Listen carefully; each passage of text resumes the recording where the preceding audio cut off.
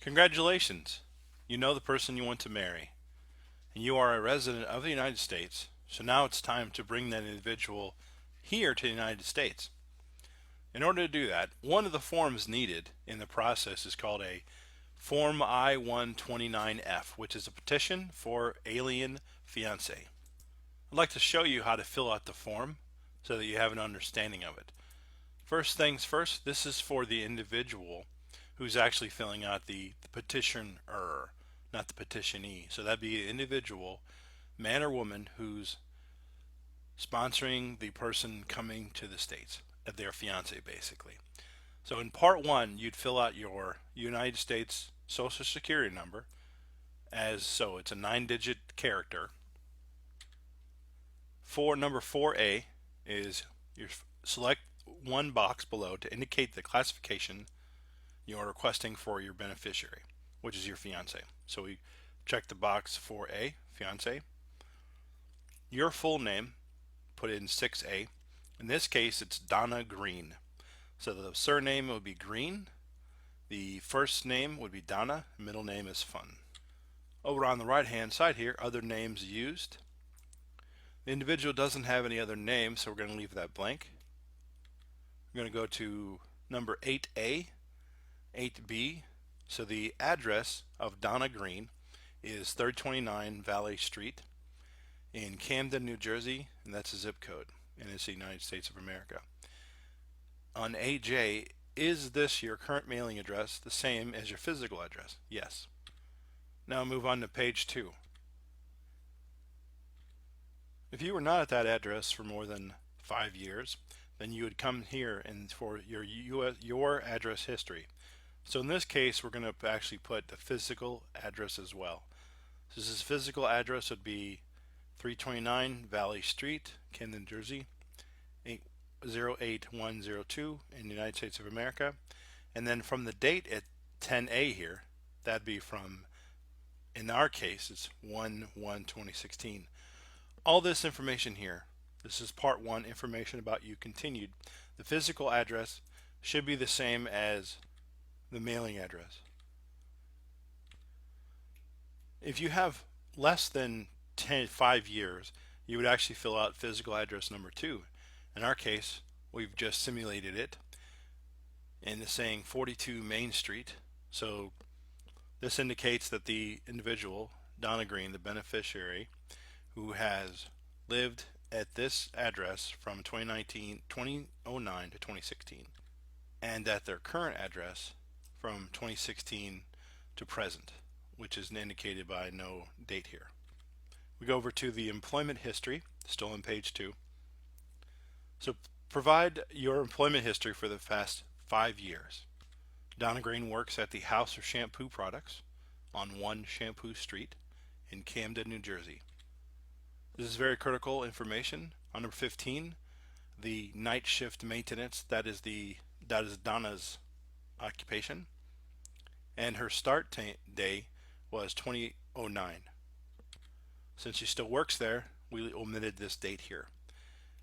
If there was another job within the 5 years, you would put it down here, the employer number 2 section. Moving on to page 3, other information. Number 21. This individual is a female. The date of birth is given. Their marital status is single. If they were married or divorced, it would only apply if it was divorced. I don't think they could do a married if they were applying for a fiance visa. They wouldn't work out that way. So you should either be single or divorced. The city and state of Donna Green's birth, the country of the birth. Moving on to Donna's parents. Information about her parents. The family name of her father, indicated by gender as male, the date of birth of the father, the country of birth, the city of the birth, and the United States, the residency of the father. Moving on to parent 2. The last name is Green, first name is Barbie, middle name, and it's the mother, indicated by female, country of birth, country of residence. For item number 37, have you ever been previously married? This is for you, not for the parents. This is indicated, in our case it's no. But if it was yes, you would put the previous name of the previous spouse in 38A through 39. Citizenship information. You are a citizen through what means birth, naturalization, or U.S. citizen parents. In our case, it's birth in the United States. Have you obtained a citizenship certificate of naturalization or a certificate of citizenship in your own name? We're going to answer no because we're birth in the United States, therefore we are a citizen, or Donna is a citizen. This carries over to part 1. Now we're on page 4. Certificate number, place of issuance, and date of issuance. This is for if you have a certificate of naturalization. We do not, therefore we'll omit it. Number 43. Have you ever filed Form I-129F for any other reason? No. If we had, we would put this information in here. The A record number, the family name, the given name, date of filing. Number 48 is for Donna as well. Do you have any children under 18 years of age? The answer is no. Next one is residency. Provide all U.S. states and 4 countries in which you have resided since your 18th birthday. In our case, Donna has only lived in New Jersey and in New York. So residence 1, and then we scroll on the second, 4th page up a little bit, we'll see her of residency. Residence 2 is New York. So part 2, information about your beneficiary. This is the individual whom you want to marry. This will be your fiance. In our case, it's Chai. Last name is Chai. Given name is Bhavata. Middle name is Bhavna. There is no A record. There's no green card. There's no process yet, so this will be all blank. There's no social security number. We would put the date of birth in there. Their gender, which is a male. Their marriage status, which is single. Their city, town, village of birth, Andheri East, Mumbai. Country of birth, India. Country of citizenship, India. Other names used. There are no other names, so we leave that blank. On to page 5. So information about your beneficiary continues. So the mailing address of your beneficiary, the person you want to marry, the fiance, the street number on which they live, the city, the province, the postal code, and the country. Your beneficiary's address history. So if this individual has lived somewhere else other than the current residence for the past 5 years, here is you would put the information in. Beneficiary's physical address, number 1. So this is the current address the person has now. And they've lived there since 2009, so we meet that criteria. If the individual lived anywhere else within the past 5 years, we put the physical address in the portion here. Beneficiary's physical address 2. Beneficiaries or your fiance's employment history. Where does your fiance work at? Well, they work here at Gujarat Clutch Company. That's in Bombay, Mumbai, Maharashtra, India. Their occupation is a construction foreman, and they've worked there since 2010. Since this is the only job we've listed in the past 5 years, we don't need to put another job, another employer. On to page 6. Continue about the information about the beneficiary or the fiance, their second employer, if it's been in the past 5 years. It hasn't, so we skip this. Information about your beneficiary's parents. The father, the father's name, father's middle name, the father's date of birth, the father's gender, of course, the country, the city that they reside in, and the country that they reside in. On to parent number 2. This is the mother, the date of birth, the country of birth, city, town of residence, and then the country of residence. If the beneficiary or the fiance has ever been married before, you'd put in here they've been married, yes. In our case it's no, so we're going to omit this. Has your beneficiary ever been in the United States? The answer is no. If they have, you'd put the information down here.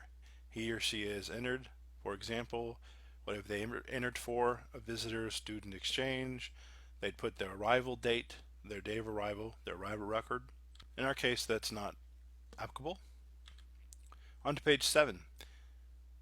More information if the Fiance has been in the United States or has visited before, which in our case is not applicable, so we're going to leave that blank.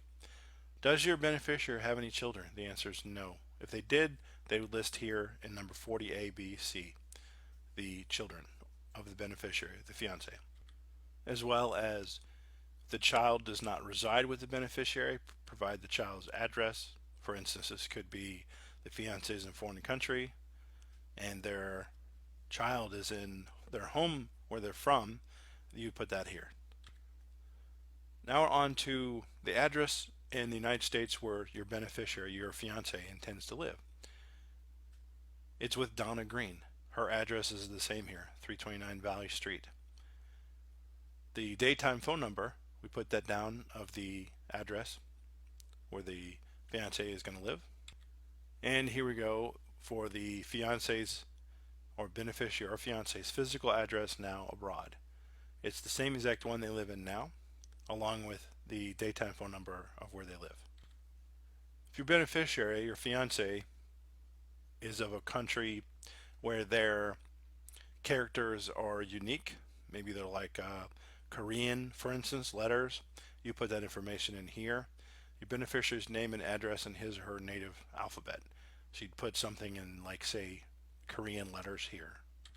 In our case, Hindi does as well work that way, but we're not putting the Hindi characters in here for obvious reasons. That is to say, to ease the process when filling this out. On to page 8. Is your fiance related to you? In our case, the answer is no.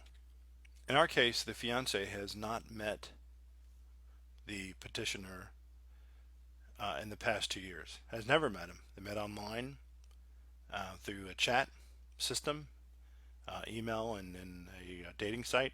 So the answer is no in this regard. If it was so that the person, Donna, would talk to Batva, then we would put down here the information, such as their information, how they met, how they contacted one another. If you used a international marriage broker, such as some other countries use those, we did not, so we're going to put no on this. If you did, you'd list the international marriage broker's name, family name, given name, organizational name of the international marriage broker, the website, the street address, the city and state, the phone number of the international marriage broker. In our case, we're not using it, therefore we don't put it down. On to the consular processing information. This is where a fiance is going to be going to have the interview for the fiance visa. The city and state in our example is Breach Candy, Bombay. That's in India. Maybe different in your case. Standard information here on part 3 on page 8. Other information talks about, have you ever done something bad? Of course, the answer is no on all of these. Unless you really have, then you have other things going on, but you put no in all of these. From 1 to 2A down to page 9, 2B, 2C, 4A, then on to the biographical information. So ethnicity, this is you, the fiance itself. Non-Hispanic or Latino, Indian individual. The race, I believe Indian falls under Asian. The height and weight of the fiance, the eye color, and then the hair color of the fiance. Page 10, petitioner, statement, declaration, certification, and signature. So the petitioner, this is the person filling out the information, sending it to for the fiance. So the petitioner, not the fiance, fills this out. In our case, the petitioner has filled this out. Donna has filled this information out. So in here, so you put down, I can read it and understand English. I've read, they understand. I've read all this information. I filled out myself. Petitioner's contact information. This is Donna's information. Her daytime phone number, her mobile phone number, her email address. Declaration of certification. She would sign this here as having submitted or having performed the document, writing the document, preparing the document, the day of the signature as well. But there was a interpreter used. This interpreter will put the information here, their mailing address, their phone number on page 11, and their email address. In our case, no interpreter was needed, so we're going to leave this blank. Part 7, contact information if other than a petitioner. So we're going to leave this blank because the petitioner had done it. If it was a friend or something like that, we would put that information in here. If the preparer's family member or a friend who prepared it, we would put that information in here. Page 12, same thing information, same thing continues. Preparer's certificate or signature if it's other than the person filling it out, the petitioner. So in our case, Donna filled it out, so we would not be applicable in this case. On to page 13.